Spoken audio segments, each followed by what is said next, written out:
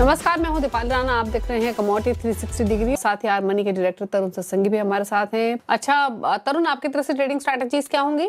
हाय दीपाली, हम short term outlook share करते हैं, ट्रेडिंग स्ट्रेटेजीज कम शेयर करते हैं। तो शॉर्ट टर्म के पॉइंट ऑफ व्यू से बताइए, वो भी काफी इंपॉर्टेंट है। क्या करें सोने चांदी में जब राइट। लगातार रिकॉर्ड बन रहे हो? जी जी। देखिए, अल्टीमेटली हमने है ना ईयर स्टार्टिंग में बोला था कि गोल्ड के प्राइसेस 1,60,000 आ सकते हैं। इवन सिल्वर के प्राइस जो है 1,20,000 से 120 से $125 तक आ सकती है इंटरनेशनल मार्केट में। एंड सिल्वर गोल्ड का भी बोला था कि 5,000 से 5,500 आ सकता है। 5,000 वो क्रॉस किया है। कल का जो मूवमेंट हुआ है उसके बाद में देखिए, कल मार्जिन कॉल हमने देखे कॉमेक्स पे आते हुए, जिसकी वजह से देखिए हंट ब्रदर्स के टाइम पर जो इंट्राडे सिल्वर का मूव आया था वैसा ही मूव देखा, लेकिन हाई से 14% का गिरावट भी आया। आज नो डाउट रिकवरी हुई है, क्योंकि अभी मार्केट के जो फंडामेंटल्स है वो चेंज नहीं हुए हैं। बट स्टिल हमारा ऐसा मानना है कि कल के हाई कटने बहुत जरूरी है। In case of gold 5112 dollar in the COMEX spot, and silver के केस में $118 कॉमेक्स स्पॉट। अगर ये लेवल नहीं कटते तो शॉर्ट टर्म में हो सकता है साइडवेज टू प्रॉफिट बुकिंग के आसार देखने को मिले। डोमेस्टिक मार्केट के लेवल एक्चुअली अभी काम नहीं करेंगे, क्योंकि कल हमारा इंडियन मार्केट क्लोज था और इसी वजह से जो कल का रिएक्शन था वो हमारे प्राइस में देखने को नहीं मिल रहा है। तो मैं यही कहूंगा कि एग्जैक्टली अगर 5112 के ऊपर गोल्ड जाएगा, $118 के ऊपर चांदी जाएगी, तभी इसके अंदर फर्दर तेजी आते हुए देखेंगे। No doubt short to medium term trend तेजी का है। बट अगर ये लेवल नहीं कटे एंड सब्सिक्वेंटली 5,049.88 के नीचे गोल्ड के प्राइस गए, एंड सिल्वर अगर 101.9 के नीचे गए, जो कि कल का लो है, तो मे बी शॉर्ट टर्म में प्रॉफिट बुकिंग देखने को मिले। तो एक अच्छे लेवल मिलेंगे इन्वेस्टर्स को। अगर प्रॉफिट बुकिंग आती है that would be a healthy sign. But अभी मुझे ऐसा लगता है कि market is correction is due, और कल के हाई नहीं कटते हैं तो शॉर्ट टर्म में करेक्शन देखने को मिलेगा। ओके, आपका व्यू क्या है एनर्जी पैक पर, फिर चाहे वो कच्चा तेल हो या फिर नेचुरल गैस? तरुण, कच्चा तेल खासतौर से इसलिए क्योंकि ओपेक की मीटिंग है, जिस तरीके के हालात टैरिफ्स को लेकर बने हुए हैं, जिस तरीके की सिचुएशन यूएस ईरान के बीच में बनी हुई है, ऐसे में इस ओपेक की मीट की रेलेवेंस और ज्यादा बढ़ जाती है। आप कैसे देखते हैं? वेल दीपाली, हमारा ऐसा मानना है, देखिए अभी स्टेटस को ओपेक रखेगा, क्योंकि अल्टीमेटली ऑयल के प्राइस अगेन $60 के ऊपर आ चुके हैं। सेकेंडली, अभी बला टली नहीं है। ईरान के साथ जो यूएस का स्टैंड ऑफ है दैट इज एक्चुअली कभी भी उभर के आ सकता है, क्योंकि ट्रम्प बहुत अनप्रेडिक्टेबल है। And Iran around 4 to 4.5 million barrel per day supply देता है। कुछ भी अगर मिलिट्री अटैक होता है या किसी भी कारण से सप्लाई ऑफ होती है, तो ultimately that will have a whopping impact on the prices. Simultaneously जिस तरीके से वेनेजुला हो गया और अदर जो मिडिल ईस्ट के रीजन्स है, वहां पर जो टेंशन चल रहा है that is supporting to the prices. अभी हमारा ऐसा मानना है WTI क्रूड ऑयल के प्राइस जब तक $55 के नीचे नहीं जाएंगे, buy on dips should be the strategy. Safe haven demand और मिडिल ईस्ट का tension will add the premier to the oil. And मुझे ऐसा लगता है कि ऑफ लेट $65 से $70 के प्राइस हायर ट्रेजेक्टरी में आते हुए देखे।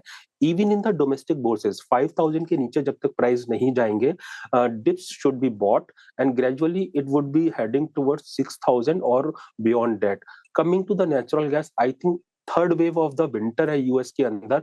फर्स्ट टू वेव थी वो एक्चुअली वार्मर देन नॉर्मल थी। अभी जो लास्ट 1 वीक से इरेटिक बहुत ही ज्यादा जो चिलर देन नॉर्मल विंटर है, उसकी वजह से हमने देखा डिमांड सब्सटेंशियली बढ़ी है। टेक्सास और हॉस्टन में अगर कहा जाता है कि टेम्परेचर ठंड ज्यादा है, तो इसका मतलब पूरे के पूरे अमेरिका में ज्यादा है। इसी कारण से हमने देखा कि प्राइस में जंप आया। साइमल्टेनियसली अभी 1 फरवरी तक का फोरकास्ट है कि वहां पर टेम्परेचर में सुधार नहीं रहेगा। 0 से -30 in amongst the different states और एरियाज रहेंगे। बट मैं ये कहूंगा कि अल्टीमेटली थर्ड फेज में है। The moment temperature will come to mean return to normal, then उस केस में इसमें बिकवाली आते हुए देखेंगे। And current month typically expiry day की वजह से मूव दिखा रहा है। आप देखिए नाइमेक्स स्पॉट के अंदर कोई मूवमेंट नहीं है आज खास, इनफैक्ट नेगेटिव है। एंड फेब्रवरी कॉन्ट्रैक्ट भी बिल्कुल ठीक चल रहा है। 5% ही ऊपर है, कल का ही प्राइस्ड इन किया हुआ है। मुझे ऐसा लगता है कि इसके अंदर रैली हो चुकी है। हफ्ते 10 दिन के अंदर इसमें सप्लाई साइड में कोई ज्यादा फर्क नहीं पड़ता, और ये विंटर कमोडिटी है, the moment temperature will come to normal, इसके अंदर फिर से करेक्शन देखने को मिलेगा। ओके, आपकी प्रेफर्ड चॉइस है क्या कुछ short term near term perspective से तरुण बेस मेटल्स में? वेल देखिए, मेरे को एल्यूमिनियम अच्छा लगता है despite the consolidation happening in the pack, specially in the copper and zinc. Aluminium ने अच्छा परफॉर्म किया है। द मोमेंट 320 के ऊपर सस्टेन करेगा तो आई थिंक 330 से 340 की तरफ देखा जा सकता है। जिंक केस में for more than a month 300 से 325 का रेंज है, जहां पर हम देख रहे हैं रिपीटेटिवली 320-25 से सप्लाई देखने को मिल रही है, सेलिंग देखने को मिल रही है। साइमल्टेनियसली 305 से 300 के आसपास से मार्केट में बाइंग देखने को मिल रही है।